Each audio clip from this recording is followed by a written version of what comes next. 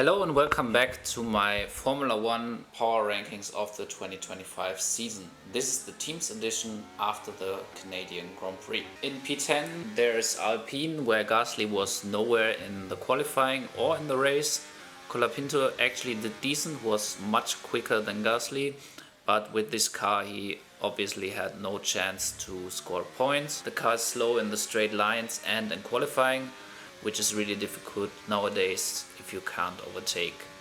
In P9 we have Sauber, where Nico Hülkenberg did his second consecutive points finish in a row. Crucial was his first lap move where he gained 2 places. Bortoleto did decent again without being too flashy, and after the upgrades you can definitely say now that they are fighting in the midfield, and as the Alpine, the quali pace that they have is not as impressive as the race pace, but the race pace is actually decent.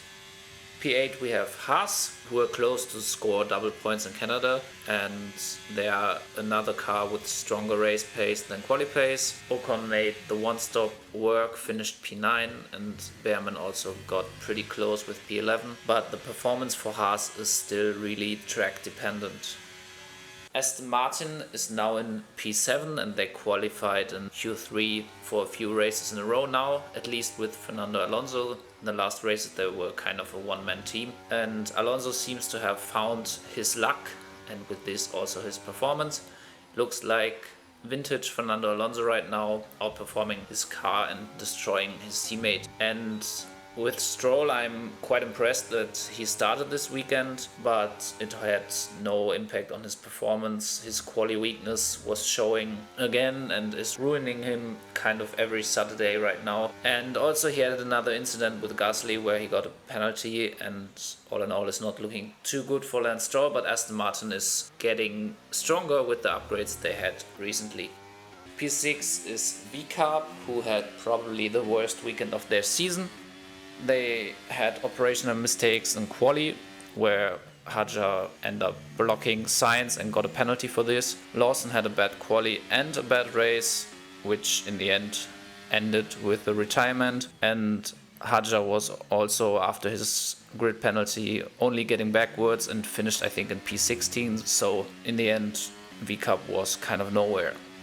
In P5 is Williams, who got decent pace this weekend, started I think P2 and 3 in the free practice sessions, but they didn't execute. Sainz got holed up in the qualifying, started from P16 and gained 6 places, although Albon and Norris DNF'd, so technically he only gained 4 places. Albon had a messy lap 1 again and retired after trying kind of audacious one-stop which was never going to work. And I have to say Williams got a few shockers lately. I think Monaco they only got P9, P10. Barcelona they got no points, and now they got only P10 again in Canada, which was a strong track for them in the past. And let's see if they get up their pace again in Austria.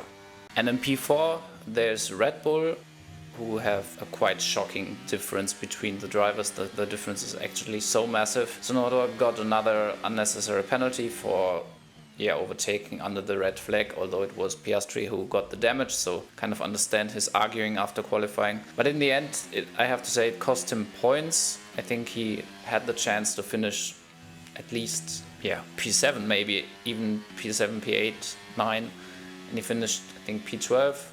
Verstappen, on the other hand, maximized his qualifying and race, got a P2 in the end, which was decent, but the car still seems to have higher tire wear because he was slowing down at the end of pretty much the first 2 stints, and then the third stint I think he kind of had a bit of luck with the safety car. P3 we have Ferrari, where Hamilton is still looking for pace after 10 races now. Leclerc did a costly error in free practice and also messed up the qualifying. He also said that the result kind of came from his error in the free practice. Otherwise he would have had a shot at a podium. I think he would have been in the podium fight. His first sector in Q3 was pretty decent, got the fastest of all, and he wanted to try a one-stop, and Ferrari didn't want to try a one-stop, so I think there he also has to learn to the end. He has to learn to say, I decide now the strategy, I'm the driver and overturn his team as like many other greats like Verstappen, Hamilton did with the years. But all in all, Ferrari are clearly lacking overall pace. And in P2 we have Mercedes, who were the strongest team of this weekend. They finished P1 and P3, got a double podium. Antonelli got his first career podium and staying in front of arguably the two fastest cars of the season so far was quite impressive. Russell was also flawless in quali and the race. It was a well-earned victory. And his season kind of reminds me of Alonso's season 2012. Also, we have to include Verstappen's season this year, of course. In a weaker car, he's delivering great results, and as soon as the car is able to win a race, he's there. So yeah, P2 for Mercedes. P1, of course, is McLaren, and there's nothing what can happen in Austria that they are not P1 after Austria. But it was the first clash between the teammates. It was the worst weekend of the season as well, because they only got 12 points. Of course, because of the collision between their drivers and Norris not finishing the race. Also was the first race without a podium, but we have to say, if they qualified better, they still got the opportunity to win this race. The race pace was really strong, and for McLaren I see no issues why they shouldn't win in Austria, for example. And this was the team rankings after Canada. We see the driver rankings tomorrow, and after Austria we will rank the teams again. Until then, have a good one and see you guys soon.